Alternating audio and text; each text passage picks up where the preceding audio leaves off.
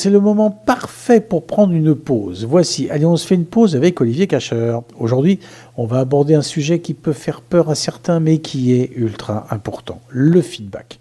Pas n'importe lequel, le feedback de progrès. Cette technique qui permet de dire à un collègue ou un collaborateur ce qu'on a sur le cœur sans tout faire exploser. Bonjour Olivier. Bonjour Gilles. Alors, c'est quoi ce feedback de progrès ? Alors le feedback de progrès, c'est l'exact opposé de la critique qui blesse. C'est une technique proactive qui nous apprend à communiquer en préservant la relation, même quand on a un message difficile à faire passer. L'idée, c'est de dire les choses clairement, mais avec bienveillance pour que l'autre entende, comprenne et surtout progresse. Parce que le but, ce n'est pas de casser, mais c'est de faire avancer.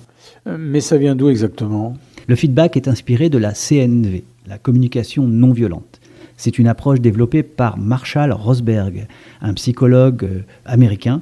L'idée de base, c'est que tout ce qu'on dit et tout ce qu'on entend est filtré par nos émotions et nos besoins. Du coup, quand on communique, surtout sur des sujets sensibles, il faut désamorcer les malentendus et éviter les réactions défensives.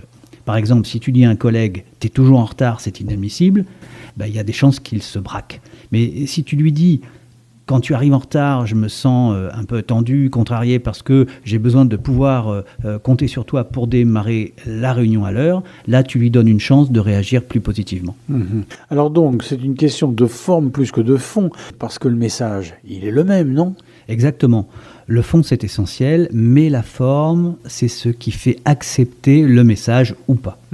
La CNV, c'est comme un mode d'emploi pour dire les choses difficiles sans casser la relation. Et ça, au boulot, c'est indispensable.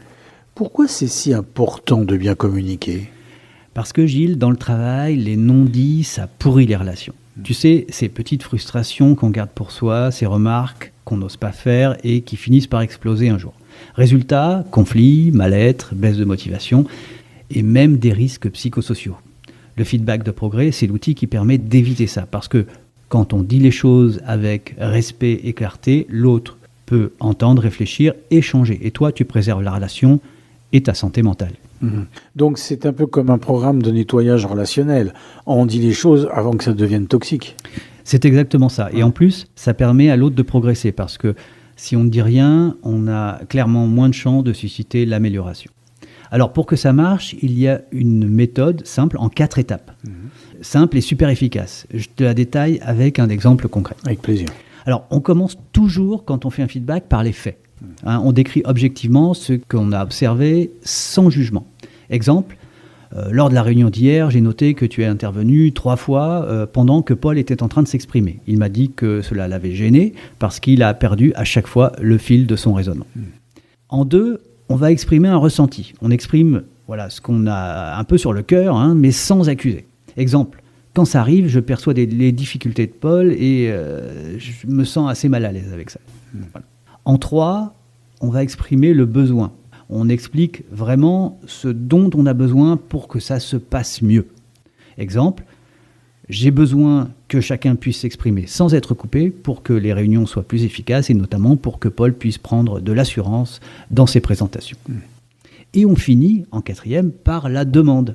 On formule une proposition concrète et réaliste. À noter qu'une vraie demande, c'est une phrase à laquelle l'autre a la liberté de répondre clairement oui ou non. Sinon, ce n'est pas une vraie demande. Par exemple, toujours dans le fil de notre exemple, est-ce que tu serais bien d'accord pour que dans les prochaines réunions, pour être vigilant et vérifier que les autres aient fini leur phrase avant d'intervenir ? Donc en gros, on évite le « t'es un mal poli, tu coupes tout le temps la parole » pour dire la même chose, mais de façon constructive. Oui, tout à fait. Et le truc, c'est que cette méthode, elle désamorce les tensions parce que l'autre n'entend pas une attaque, il entend une observation plus une demande d'ajustement. Et ça, c'est beaucoup plus facile à accepter. Et on peut préparer ce feedback ? Bien sûr, et c'est même recommandé parce que quand on est énervé ou frustré, on a tendance à balancer les choses sans filtre. Alors, avant de parler, on prend 5 minutes pour noter les faits, sans exagérer, sans généraliser, identifier son ressenti, je me sens frustré, je me sens inquiet, etc. Clarifier ton besoin, j'ai besoin de fiabilité, j'ai besoin de respect, et formuler une demande claire. Est-ce que tu serais OK pour ?